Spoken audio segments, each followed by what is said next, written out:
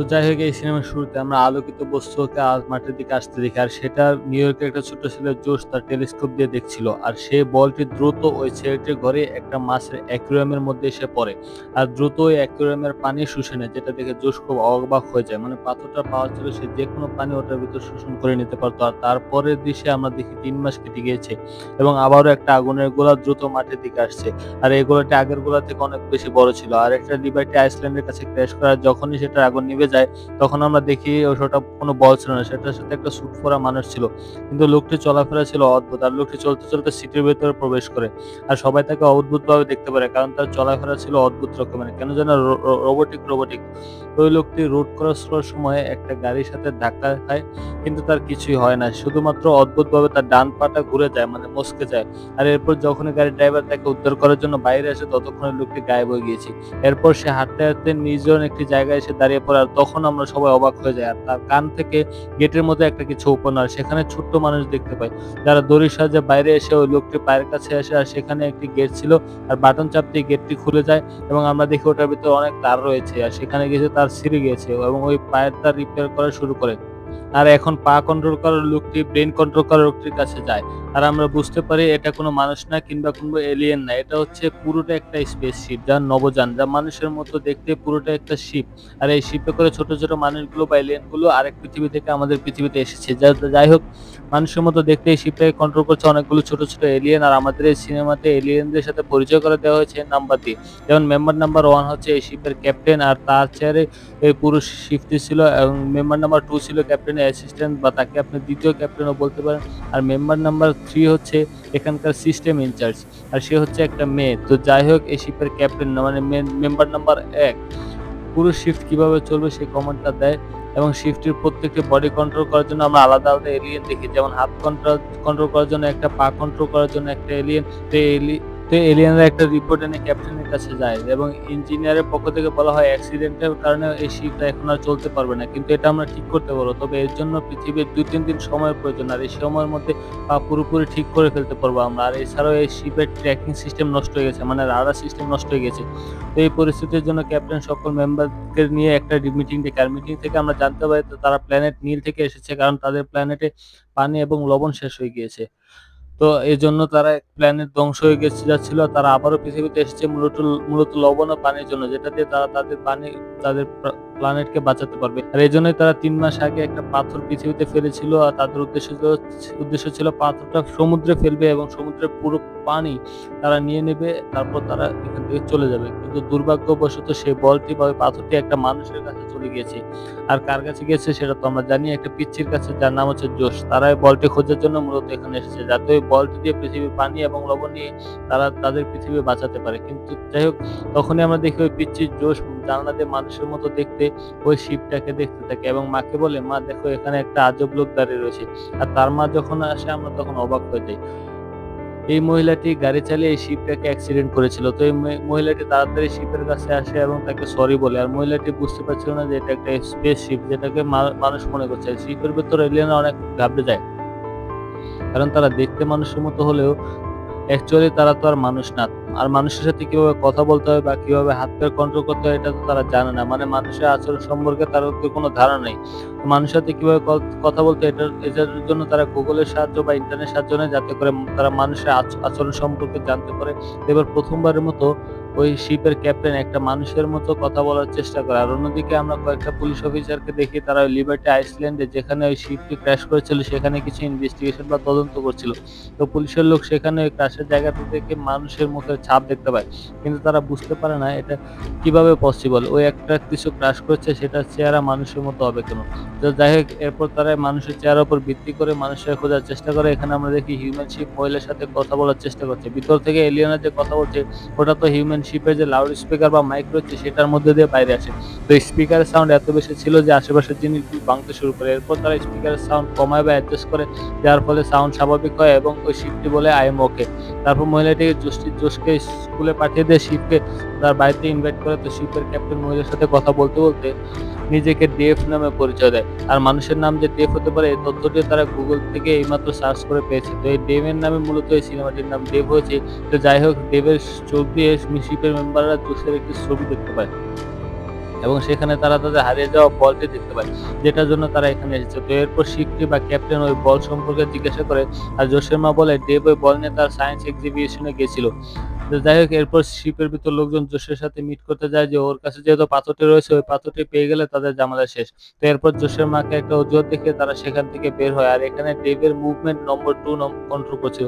আর তার কথা আমরা বুঝতে পারি তার মানুষের উপর তার প্রচন্ড রাগ। কেউ এখানে কোনো রুলস ফলো করে না, কেউ রেগুলেশন নেই, এবং সবাই খুব স্বার্থপর। যাই হোক, নাম্বার 2 এর আচরণ ক্যাপ্টেনের কাছে অনেক খারাপ লাগে, তাই সে নাম্বার 2 এর উপর একজন ডাক্তারকে নজরদারি রাখতে বলে। তো যাই হোক, এরপর যখন ডেভ পার্কে যাচ্ছিল তখন সব বাচ্চা তার পোশাক দেখে আইসক্রিম বিক্রেতা মনে করে, তাই ক্যাপ্টেন ভাবে তাদের স্পেসশিপের পোশাক পরিবর্তন করা দরকার। এরপর তারা একটা মলে যায় এবং সেখানে অবশ্যই পোশাক কেনার জন্য টাকার প্রয়োজন ছিল। সেজন্য তার হাতে লাগানো একটা সেন্সরের সাহায্যে টাকা স্ক্যান করে আর ড্রেসিং রুমে গিয়ে তাদের শরীর থেকে সেম টাকা প্রিন্ট করে। তবে এখানে আমরা দেখতে পাই যে টাকা তো টয়লেটের রাস্তা দিয়ে বেরোচ্ছে, আর হাস্যকর সিন আর কি। তো এরপর যাই হোক, এরপর ডেভ জোশের স্কুলে যায়, সেখানে প্রিন্সিপাল তাকে তাকে মনে করে তাদের নতুন টিচার এসেছে, তাকে ক্লাস নেওয়ার জন্য পাঠায়। তো ডেভকে ক্লাসের বাইরে নিয়ে এনে জিজ্ঞাসা করে যে বলটি কোথায়। তখন জোশ বলে তার ক্লাসের কিছু খারাপ ছেলেরা তার কাছ থেকে বলটি ছিনিয়ে নিয়ে গেছে। এরপর জোশ দেখতে সেই ছেলের বাড়িতে নিয়ে যায়, তো সেখানে তাকে পাওয়া যায় না। এরপর ডেভ জোশের সাথে জোশের বাড়িতে ফিরে আসে। তো জোশের সাথে আমরা দেখি ডেভ গেম খেলছে এবং ভালো সময় পার করছে, আর তখনই জোশের মা এসে ডেভকে রাতে ডিনার খাওয়ার জন্য ইনভাইট করে। আর তাছাড়া ডেভ বা শিফটি ওরকম কিছু চাচ্ছিল, কারণ বাইরে তাদের জন্য এখন অনেক বিপজ্জনক। তার উপর তাদের মেশিনে একটু প্রবলেম রয়েছে। তো এখানে আমরা নম্বর 4 কে দেখি যে একজন ইঞ্জিনিয়ার ছিল, যে ক্যাপ্টেনকে বলে আমরা যত সময় বাড়িতে থাকবো ততক্ষণ কিন্তু আমাদের স্পেসশিপের ব্যাটারি চার্জ কমতে থাকবে, মানে 1% করে কমতে থাকবে। মানে আমাদের মিশন কমপ্লিট করার আগে যদি চার্জ শেষ হয়ে যায় আমরা কিন্তু সমস্যায় পড়বো। কিন্তু এই ক্যাপ্টেন এই কথা ইগনোর করে দেয়। আসলে ক্যাপ্টেন মানুষের সঙ্গ এনজয় করছিল। তো যাই হোক, এরপর খাওয়ার পরে তাদের নিয়ে ডেভকে নিজেদের বাড়ি দেখাচ্ছিল। তো ডেভ সেখানে একটা পেন্টিং দেখতে পায়, যেটা দেখে ডেভ অনেক প্রশংসা করে, আর তখন মহিলাটিকে বলে এই পেইন্টিংটি একসাথে আবেগ এবং ভালোবাসা প্রকাশ করে। আর ডেভ তাকে বলে আমরা আবেগ বা ভালোবাসা সম্পর্কে কিভাবে জানবো। এর উত্তরে জসিমা উত্তর দেয় এটা কেউ জানতে পারে না, এটা তোমার ভিতর থেকে একটা ফিল আসবে। এটা শুনে ডেভ প্রথমে অবাক হয়, আর এরপর সে সেখান থেকে চলে যায়। এরপর আমরা দেখি ডেভ আর বাড়ি নেই, সে রাস্তায় রাত কাটানোর সিদ্ধান্ত হয়। আর সেখানে রাস্তার একটা লোক তাকে ঠান্ডা থেকে বাঁচার জন্য একটা চাদর দেয়। আর ডেভের যে স্পেসশিপের যে মেইন ক্যাপ্টেন, সে এটা দেখে খুবই ইমপ্রেসড হয়ে যায় যে মানুষ কতটা দয়ালু। এবং এখানকার সব এলিয়েনরা বুঝতে পারে মানুষরা ওদের চেয়ে মানবিকভাবে অনেক বেশি অ্যাডভান্স। এরপর সেখানে শিফটে বন্ধ করে দেয় এক রাতের জন্য, মানে কেবিন ক্রুরা সবাই অবসর গ্রহণ করে, মানে পুরো স্পেসশিপটা সবাই ঘুমিয়ে পড়ে। তো এরপর শিপের ভেতর আমরা দেখতে পারি শিপের যে 4 নম্বর ক্যাপ্টেন বা ইঞ্জিনিয়ার, সে এখন ক্যাপ্টেনকে বলে আমাদের শিপের মধ্যে কিন্তু ক্রুদের মধ্যে ঝামেলা চলছে, মানে কানাঘুষা চলছে। আর তারপর আমরা দেখি ক্যাপ্টেন কন্ট্রোল রুমে যায় এবং সেখানে আমরা 3 নম্বর মেম্বারকে কাজ করতে দেখি, এবং সে ক্যাপ্টেনকে বলে তার একটা ফাইল খুঁজে পেয়েছে, যেটাতে গেলে আমরা আবেগ ও ভালোবাসার সম্পর্কে জানতে পারবো। এবং সব আমেরিকানরা একবার করে ওই সিনেমাটা দেখে। তো এরপরে ক্যাপ্টেন ও নম্বর 3 সেই সিনেমাটা দেখে, আর সিনেমা দেখার শেষে তারা দুজনেই কান্না করে, তারা আবেগ এবং ভালোবাসার সম্পর্কে বুঝতে পারে। তো এরপর ক্যাপ্টেন নাম্বার 3 ঘুমানোর জন্য সরে যায়। পরের দিন আমরা দেখি স্পেসশিপটি অন করে এবং মাত্র 25% চার্জ রয়েছে, আর পুলিশও তাদেরকে খুঁজছিল। আর এখানে আমরা দেখি ডেভ জোসের সাথে পার্কে যায় এবং সে সেখানে ট্রেন রাইড করে। আর ট্রেন রাইড করার সময় ভেতরের লোকদের অবস্থা, সে হালুয়া টাইট হয়ে যায়। আর পর হট ডগ ইটিং কম্পিটিশনে পার্টিসিপেট করে এবং কম্পিটিশনে জিতে যাওয়ার পর সেই সফটওয়্যারটা তারা জোসের মাকে গিফট করে, মানে তারা মিশন বাদ দিয়ে এখন মানুষের সাথে বেশি সময় স্পেন্ড করছে, যেটা তাদের মিশনের অংশ নয়। এবং তারপর ডেভ দেখে কিছু বদমাশ ছিল জোসকে অনেক বিরক্ত করছে, তখন ডেভ গিয়ে তাদের পানিশমেন্ট দেওয়ার জন্য উল্টো করে দেয়, যার ফলে ওই দুষ্ট ছেলেটার পকেট থেকে সেই পাথরটা বের হয়ে যায়। মানে ডেভ যে পাথরটা খুঁজতেছিল সেই পাথরটা সে পেয়ে গিয়েছে। তো এরপর দেখি আমরা ডেভ জোস এবং জোসের মাকে ডিনারের জন্য ইনভাইট করে, কারণ তার মায়ের বার্থডে ছিল, সেটা সেলিব্রেট করবে বলে। কিন্তু ক্রু মেম্বার 2 বলে, মানে সেকেন্ড ক্যাপ্টেন বলে আমরা যেটার জন্য এসেছি আমরা সেটা পেয়ে গেছি, আমাদের মিশন শেষ, এখন আমাদের চলে যাওয়া দরকার। কিন্তু 1 নম্বর ক্যাপ্টেন বলে জোস এবং জোসের মা আমাদের কাজ করতে অনেক সাহায্য করেছে, আমাদের ওদের জন্য কিছু করা উচিত। আসলে মানুষদের সাথে থেকে 1 নম্বর ক্যাপ্টেন এছাড়া অন্যান্য এলিয়েনরাও নিজেদের মধ্যে অন্যরকম ফিল করছিল, মানে তাদের অ্যাটিটিউড বা বিহেভিয়ার চেঞ্জ হয়ে গেছে। কেউ রুমকে ডান্স ক্লাব বানিয়েছে। কিন্তু নাম্বার 2 এর মধ্যে আমরা দেখতে পাই আরো রাগের ইমোশন চলে এসেছে। অন্যদিকে নাম্বার 3 কে আমরা দেখতে পারি মেয়েটি অনেক সুন্দর পোশাক পরে, কারণ সে 1 নম্বর ক্যাপ্টেনের সাথে ডান্স করতে চায়। কিন্তু ক্যাপ্টেন তাদেরকে না করে দেয় এবং বলে আমি আমার শিপ কন্ট্রোল করছি এবং শিপ কন্ট্রোল করে আমি জোসের মায়ের সাথে ডান্স করছি। যেখানে নাম্বার 3 মন খারাপ করে সেখান থেকে চলে যায়। আর ওদিকে আমরা দেখি ৩য় ক্যাপ্টেন, সে যে আর্মি ছিল, ক্যাপ্টেন যে আর্মিরা ছিল তাদেরকে বোঝায়, ও যদি ক্যাপ্টেন থাকে আমাদের শিপের চার্জ শেষ হয়ে যাবে এবং আমাদের পৃথিবীতে ফিরতে পারবো না। এজন্য সে আর্মিদের নিয়ে একটা প্ল্যান করে এবং কেমন নম্বর 3 ও মানে ওই মেয়েটিও নাম্বার 2 ক্যাপ্টেনের সাথে যুক্ত হয়েছে। আর ওদিকে পুলিশও কিন্তু ডেভকে অ্যারেস্ট করে নিয়ে এসেছে জিজ্ঞাসাবাদের জন্য। যাই হোক, ইনভেস্টিগেশনের রুমে ডেভকে যখন বসে রাখা হয়েছে তখন ভিতরে তো এলিয়েনদের আবার গ্যাঞ্জাম চলছিল, মানে ক্যাপ্টেনদের গ্যাঞ্জাম চলছে। তো ওই সময় যে তারা যে কথা বলে সেগুলো আবার লাউড স্পিকারে চলছে, যার জন্য বাইরের পুলিশ সেগুলো শুনতে পায়। পুলিশের কথা শুনে বুঝতে পারি যে এটা একটা এলিয়েন যোদ্ধা। তারপর পুলিশ অফিসাররা ইনভেস্টিগেশন রুম থেকে বাইরে বেরিয়ে যায় এবং শিপের নতুন যে লিডার হয় সে সবাইকে সতর্ক করে দেয়, আমরা এখন থেকে এলিয়েনের মতোই ব্যবহার করব। এখন আমাদের একটাই লক্ষ্য, আমাদের পৃথিবীর সকল পানি নিয়ে এখান থেকে চলে যাও। এরপর আমরা দেখি নতুন ক্যাপ্টেন আসার পর ডেভ প্রথমবারের মতো তার অস্ত্র দেখায়। আমরা তার হাতের থেকে পিস্তল বেরোয় এবং পুলিশ স্টেশনের ওয়াল ভেঙে ফেলে এবং বাইরে বেরিয়ে আসে এবং পুলিশ তাকে আটকানোর জন্য অনেক গুলি করে, কিন্তু তার অদ্ভুত শিল্ডে তার কিছুই করতে পারে না। আর তখন আমরা দেখি শিপের ভিতরে একজন এলিয়েন ছিল যে নতুন লিডারকে পছন্দ করতো না, তাই সে শিপের বাইরে জাম্প করে ওই থানার ভিতর। আর আমরা দেখি ডেভের চোখ দিয়েও কিন্তু নতুন ক্যাপ্টেন পুলিশ স্টেশনে জোশ এবং তার মাকে দেখে, মানে তারা ডেভকে ছাড়াতে নিতে এসেছিল, কিন্তু তারপরে সে তাদের উপর গুলি করে। আর নতুন ক্যাপ্টেনের লক্ষ্য একটাই, সে তার মিশন পূর্ণ করবে। কিন্তু নতুন ক্যাপ্টেন এত বেশি অ্যাগ্রেসিভ ছিল যে এটা দেখে নাম্বার 3 যে ক্যাপ্টেন ছিল, মানে যে মেয়েটি ছিল, সেও চিন্তা করে যে ও তো ধ্বংস লিডার চালাবে না, সেজন্য তার আসল ক্যাপ্টেনকে ছাড়িয়ে নেয়। কিন্তু তারা দুজনেই ধরা পড়ে যায়, কিন্তু এবং তাদেরকে স্পেসশিপের নাক দিয়ে বাইরে বের করে দেওয়া হয়। আর এখন এই ছোট্ট এলিয়েন দুটো মানুষ কুকুর থেকে বাঁচার চেষ্টা করে। আর তারপর একটা পলিথিনে ব্যাগ দেখে সেটা দিয়ে তারা উড়ে উড়ে ওই শিপ পর্যন্ত পৌঁছানোর চেষ্টা করে, কিন্তু ওই ব্যাগ একটা বাসের ওয়েপারে আটকে যায়।